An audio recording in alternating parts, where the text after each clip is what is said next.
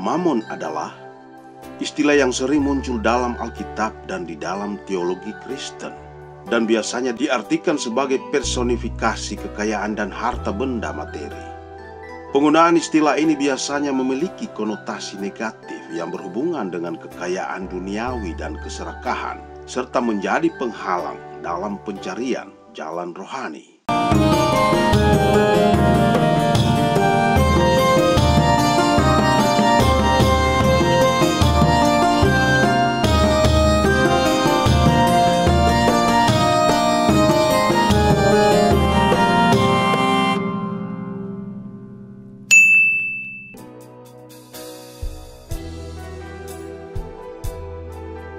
Mamon berasal dari kata bahasa Aram, mamona, yang juga dipakai dalam bahasa Yunani dan tidak diterjemahkan ke dalam bahasa Indonesia.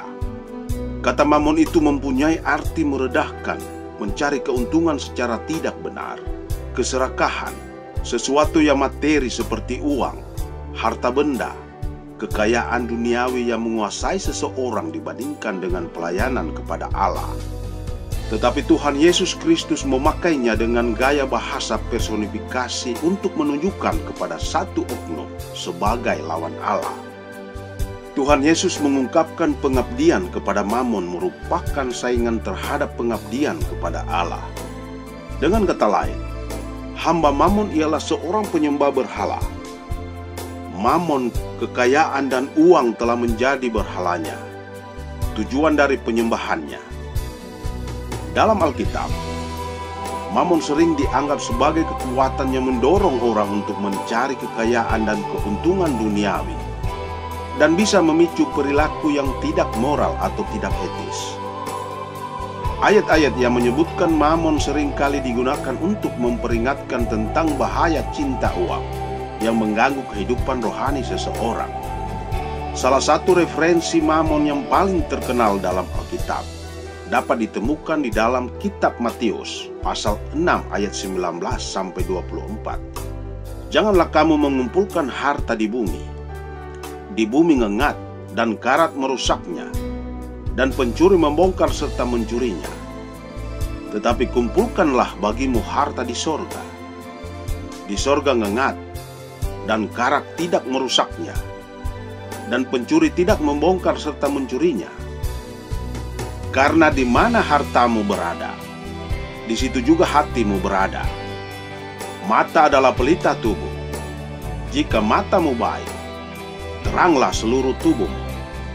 Jika matamu jahat, gelaplah seluruh tubuhmu. Jadi jika terang yang ada padamu gelap, betapa gelapnya kegelapan itu. Tak seorang pun dapat mengabdi kepada dua tuan. Karena jika demikian, ia akan membenci yang seorang dan mengasihi yang lain, atau ia akan setia kepada yang seorang dan tidak mengindahkan yang lain. Kamu tidak dapat mengabdi kepada Allah dan kepada Mamon. Dalam ayat ini, Yesus menekankan bahwa iman dan kekayaan tidak dapat dilayani secara bersamaan, dan bahwa orang harus memilih untuk mengikuti Tuhan atau tergoda oleh kekayaan duniawi. Selain itu, Mamon juga muncul dalam Alkitab di Lukas pasal 16 ayat 13, di mana Yesus mengatakan, "Kamu tidak bisa melayani Allah dan uang." Ayat ini seringkali diartikan sebagai kritik terhadap orang Farisi yang terkenal karena keserakahan dan penindasan terhadap orang miskin. Secara keseluruhan, konsep Mamon dalam teologi Kristen berfungsi sebagai pengingat bahwa kekayaan dan harta benda materi dapat menjadi sumber godaan dan pengalih perhatian dari pencarian jalan rohani. Orang Kristen diharapkan untuk memprioritaskan hubungan mereka dengan Tuhan dan menggunakan sumber daya mereka untuk membantu orang lain daripada terpaku pada benda materi untuk kepentingan pribadi. Orang yang sangat tergantung pada penghasilannya hari ini agar bisa membeli makanan untuk besok pagi keluarganya bisa berdoa dengan penuh penghayatan, "Berikanlah kami pada hari ini makanan kami yang secukupnya." Matius 6 ayat 11. Bagi orang yang mempunyai persediaan banyak makanan, tentu tidak terlalu mendesak dalam doanya. Makin banyak sumber keuangannya, maka ketergantungannya kepada Allah akan cenderung menjadi makin tidak sepenuh hati. Anak-anak dalam kerajaan Allah dalam ajaran Tuhan Yesus ditandai oleh percayanya yang spontan dan terus-menerus kepada Allah. Percayanya itu akan melemah kalau mereka mempunyai sesuatu yang lain untuk dipercayai. Ungkapan harta benda di sorga adalah ungkapan yang umum dan sangat terkenal di kalangan masyarakat Yahudi. Mereka mengatakan bahwa secara khusus ada dua harta benda di sorga. Pertama, perbuatan baik yang dilakukan oleh seseorang di dunia ini akan menjadi harta bendanya di sorga. Kedua, orang-orang Yahudi selalu mengaitkan ungkapan harta di surga dengan karakter. Satu-satunya benda yang bisa dibawa oleh orang mati adalah dirinya sendiri. Makin baik diri yang dibawanya itu, makin besar pula harta bendanya di surga. Jika kita membaca konteks Matius 6 ayat 19-24, kita temukan bahwa Tuhan Yesus sedang membicarakan tentang kehidupan sehari-hari.